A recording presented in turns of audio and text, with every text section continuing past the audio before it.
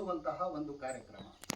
ಇಲ್ಲಿ ನಾವು ಇವತ್ತು ಮೊದಲನೇ ದಿನ ಆರೋಗ್ಯಕ್ಕೆ ಸಂಬಂಧಪಟ್ಟಂತೆ ಸಿಕಲ್ ಸೆಲ್ ಅನಿಮಿಯಾ ಬಗ್ಗೆ ಅವೇರ್ನೆಸ್ ಕ್ಯಾಂಪು ಮತ್ತು ಅದರ ಆರೋಗ್ಯ ಸಮಸ್ಯೆಗಳು ಏನು ಬರ್ತದೆ, ಕಾಯಿಲೆ ಹೇಗೆ ಬರುತ್ತೆ ಮತ್ತು ಟ್ರೀಟ್ಮೆಂಟ್ ಏನು ಅನ್ನೋದರ ಬಗ್ಗೆ ಅವೇರ್ನೆಸ್ ಅನ್ನು ಮೇಡಮ್ ಅವರು ಈಗಾಗಲೇ ತಮಗೆ ತಿಳಿಸಿದ್ದಾರೆ. ಇದನ್ನು ತಿಳಿಸ್ತಕ್ಕಂಥದ್ದು, ಇದನ್ನು ತಾವು ಏನು ಜನ ಇದ್ದೀರಿ ಹೆಚ್ಚಿನ ಸಂಖ್ಯೆಯಲ್ಲಿ ಭಾಗವಹಿಸಿ ಇದರ ಉಪಯೋಗವನ್ನು ಪಡ್ಕೊಳ್ತಕ್ಕಂಥದ್ದು. ನಾಳೆ ನಾವು ಏನನ್ನ ಮಾಡ್ತಾ ಇದ್ದೀವಿ ಅಂತ ಹೇಳಿದ್ರೆ, ನಾಳೆ ಇಡೀ ನಮ್ಮ ಮುರುಡಿಪಾಳ್ಯ ಏನು ಮೇಲ್ಮಾಳ ಅಂತ ಹೇಳ್ತಾರೆ, ಈ ಮೇಲ್ಮಾಳಕ್ಕೆ ಈ ಮುರುಡಿಪಾಳ್ಯ, ಶನಿವಾರ ಮುಂಟಿ, ಪೆಲವತ್ತ ಮತ್ತು ಬೊಮ್ಮನಂಜನಪುರ ಈ 4 ಗ್ರಾಮಗಳು ಒಳಪಡ್ತವೆ. ಈ 4 ಗ್ರಾಮಗಳಲ್ಲಿನೂ ನಾಳೆ ಒಂದು ಸಣ್ಣ ಜಾಥವನ್ನ ನಮ್ಮ ಮುಖ್ಯ ಶಿಕ್ಷಕರು ಮತ್ತೆ ಸಿಬ್ಬಂದಿ, ಆಮೇಲೆ PDO ಅವರು ಸಹ. ನಿಮ್ಗೆ ನೀವು ಸಣ್ಣ ಆಗೋಗ್ತೀರಾ, ದೇಹದಲ್ಲಿ ದುಡಿಯೋಕೆ ಶಕ್ತಿ ಬೇಕಲ್ಲ, ಶಕ್ತಿ ಕಡಿಮೆ ಆಗ್ಬಿಡುತ್ತೆ.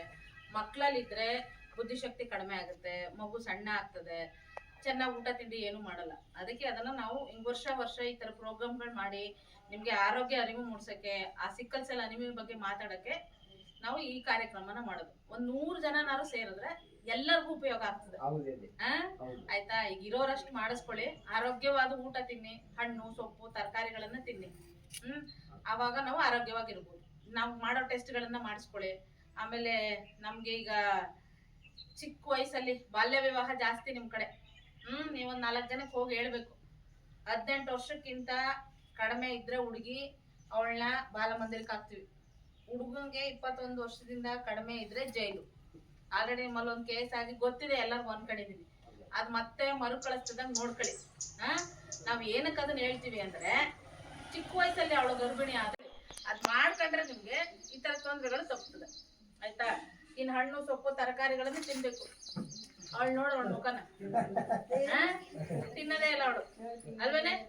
ಸರ್ಕಾರದಿಂದ ಎಷ್ಟು ಕೊಡ್ತಾರಲ್ವ ನಿಮ್ಗೆ, ತಿನ್ನಲ್ಲ. ನೀವ್ ಏನ್ ಮಾಡ್ತೀರ ನಮ್ಗೂ ಗೊತ್ತು. ತಿನ್ನಿ, ಕೊಡೋದನ್ನ ಸರ್ಕಾರದಿಂದ. ಬುಡಕಟ್ಟು ಜನಾಂಗದವರು ಚೆನ್ನಾಗಿರ್ಲಿ ಅಂತ ಸರ್ಕಾರ ಕೋಟಿಗಟ್ಲೆ ದುಡ್ಡನ್ನ ಬಿಡುಗಡೆ ಮಾಡ್ತದೆ. ತಿನ್ನಿ ನೀವು. ಆಕಿನೇ ತಿನ್ನಲ್ಲ. ಚಂದಿಲ್ಲವಾದ ಕಾಯಿಲೆ, ಮಾನಸಿಕವಾದ ಕಾಯಿಲೆ, ಅದಕ್ಕೆ ಔಷಧಿಗಳನ್ನ ಕೊಟ್ರೆ ವಾಸಿ ಆಗ್ತದೆ. ಬಿಡಿಸ್ಬಂತು ಅಂತ ದೇವ್ರ ಹತ್ರ ಇಟ್ಕೊಂಡು ಹೋಗೋದು, ಅವಳ 4 ದಿನ 5 ದಿನ ಅಲ್ಲೇ ಅಲ್ಸೋದು, ಹಂಗ್ ಮಾಡ್ಬೇಡಿ. ಆಯ್ತಾ?